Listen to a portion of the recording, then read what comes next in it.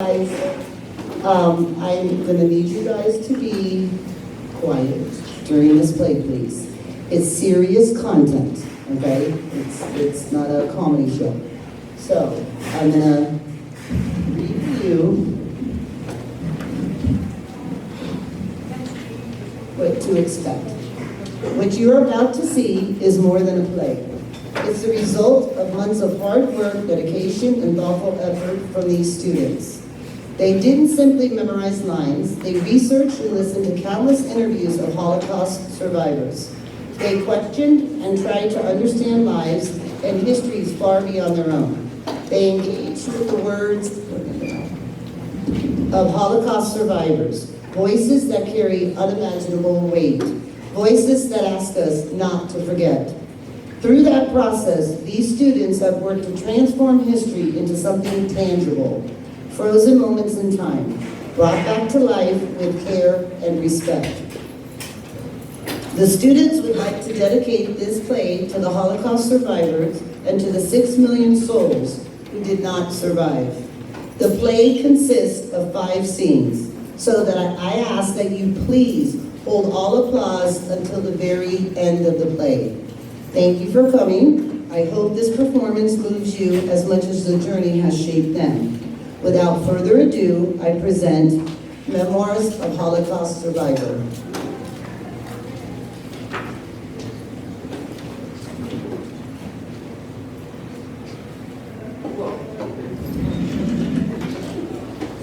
The Holocaust was a tragic period during World War II when the Nazi government in Germany targeted Jewish people and other groups with violence and discrimination. One major event was Kristallnacht, a night of broken glass, where Nazi supporters smashed windows of Jewish homes, businesses, and synagogues. This marked a big increase in violence against Jewish people. After this, many Jewish families were forced from their homes. Some were deported, which means they were taken away, often by train, to different places controlled by the Nazis. Many were sent to ghettos, which were crowded closed off neighborhoods, where Jewish people were forced to live with very little food, medicine, or food. Later, the Nazis sent millions of people from the ghettos to concentration camps.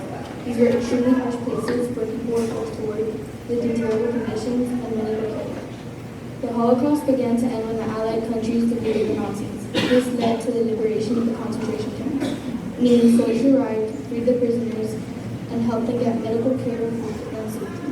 This play is based on true stories shared by people who survived the Holocaust.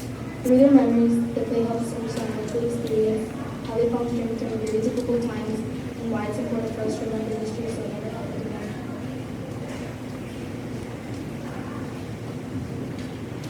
Kristallnacht.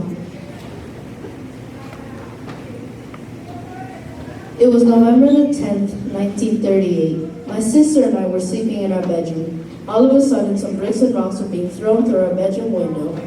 My sister, who has always been braver, looked outside and saw that it was the people of our town that were throwing the bricks and rocks.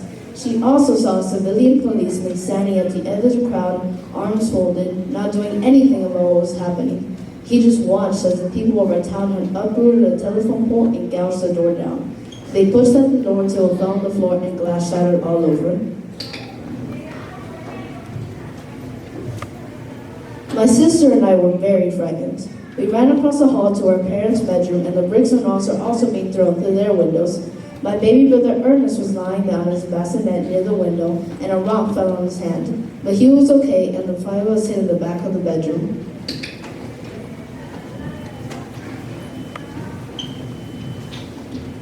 So my father thought it would be best for us to go and hide up in the attic. When we got up, the rabbi's family was already there, but the rabbi wasn't. I looked out a little window to see the rabbi standing on his veranda while 2 SS officers held him by the arm, and another one came along to cut off his beard.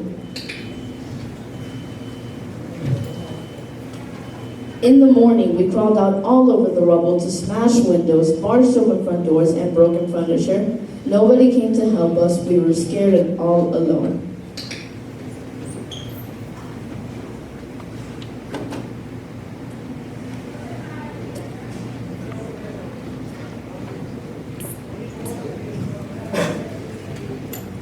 Deportation.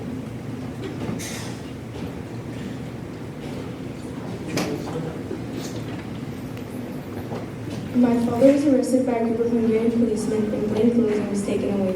We watched him go from the window. With his health conditions, none of us expected to see him alive again. He was taken to a nearby village, and from there we lost track of him for the duration of the war.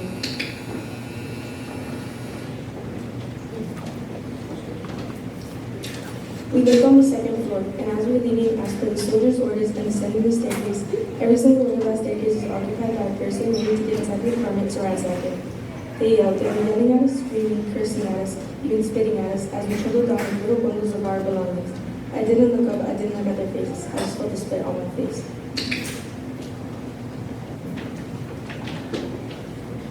Unbeknownst to us, our former cook, when we had to let go 3 years ago, was with the coward.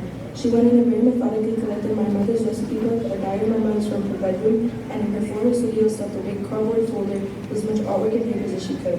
She returned it to us after the war.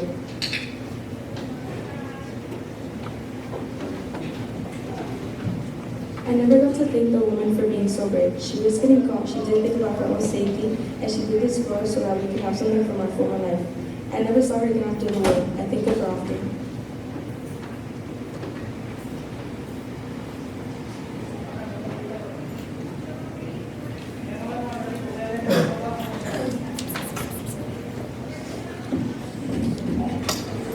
The ghettos.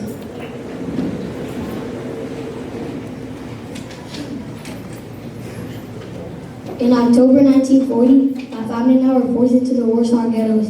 We had to leave our property and could only take a small number of items with us. The area of the ghettos is about 1.5 miles around. 170,000 Jews were rounded up and placed into the ghettos. This meant about 10 people per room. The houses were so run down and many of them were not connected to sewage, gas, or water.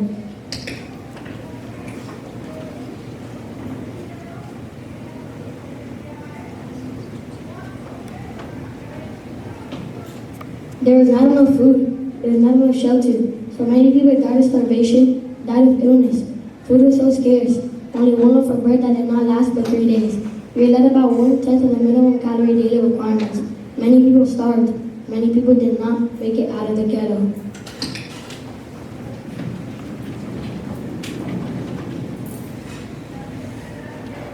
In July 1942, the start of the Warsaw Ghetto deportation began. Many people were sent to camps. We never saw those people again. My family and I hid in the apartment building. My family and others from the building designated one room and put a wardrobe in front of the door not to give it away. We all hid in a secret room. My family and I escaped this deportation for now.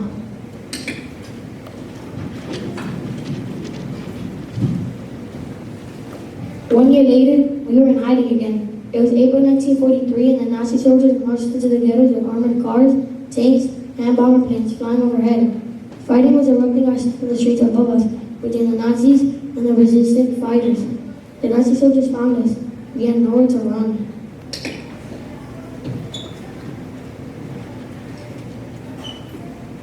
We were forced into the streets. The streets were on fire, dust everywhere, bombs dropping. The soldiers marched us to the deportation station. We were being sent to Majdanek concentration camp. We didn't escape this time. Our fate was sealed.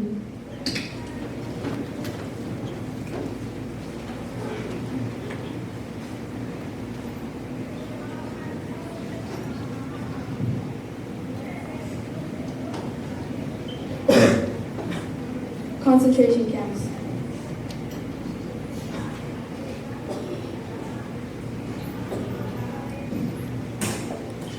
One day in August 1944, we, that is, we in the family, my mother, my youngest brother, and I were taken to the train station, stuffed into cattle wagons, and the destination was unknown to us.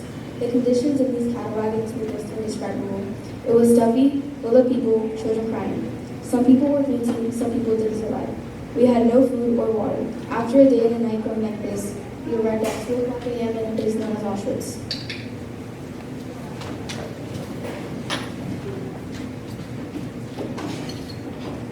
Right there, women were separated from men. Children were yanked out of their mothers' arms and given to older women. About 100 feet ahead of us, there was a very weird big gate, the entrance to Auschwitz. It was the middle of the night with big flashlights. The soldiers sent my mother to the left, sent me to the right, and now I'm the only one left.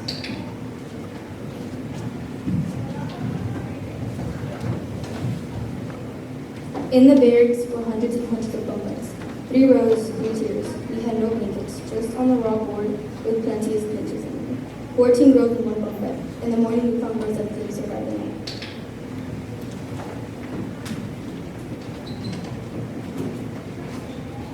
Two weeks later, under heavy bombardment, many who didn't survive from hunger and thirst were transported to another camp.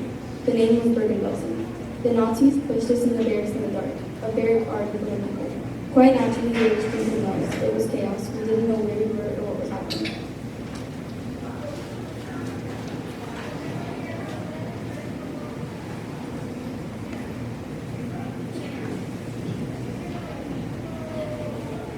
Liberation.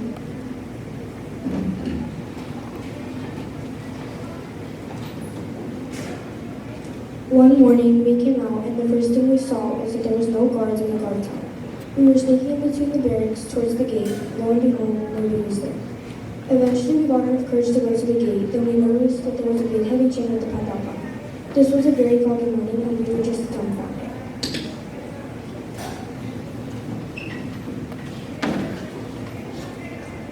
Friday, April 13th, 1945. I remember this like it was today, and this happened 80 years ago. The Germans disappeared. I don't know where they went, and I realized that we were all alone.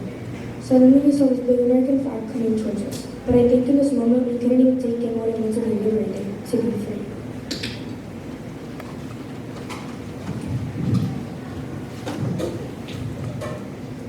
The American soldiers gave us some food and took us into small groups to German houses. Then I was put with my 2 sisters and a few other girls. There weren't that many beds, so they put better on the floor, yet it was still better than food. And for the first time in a long time, we slept in a house.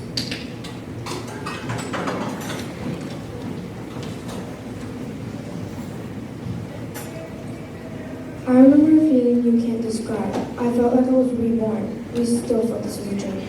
In our eyes, these soldiers were all like angels to us. I will always have a warm spot in my heart for these soldiers.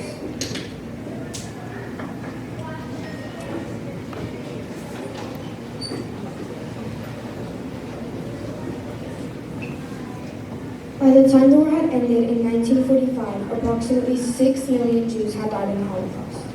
This is why we must never forget.